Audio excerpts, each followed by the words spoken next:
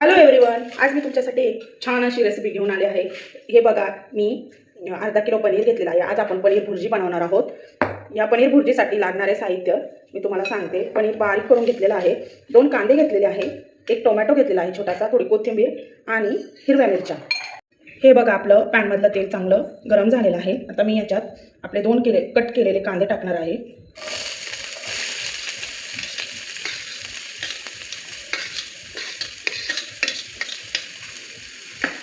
हा कांदा मी लालसर होईपर्यंत चांगला परतून घेणार आहे।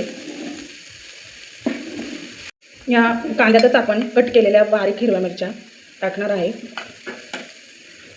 आणि आपण बारीक कट केलेला 1 टोमॅटो यात टाकणार आहोत। त्यासोबतच बारीक कट केलेली कोथिंबीर पण मी याच्यात टाकणार आहे। कोथिंबीरीने छान स्वाद येतो भुर्जीला। या कांदा टोमॅटोत आपण आता अर्धा चमचा हळद टाकणार आहे। हळदीने कलर फार छान येतो। या परतलेल्या कांद्यामध्ये आता मी हे पनीर टाकणार आहे। आपण हे पनीर कांदा ते चांगलं परतून घेऊ।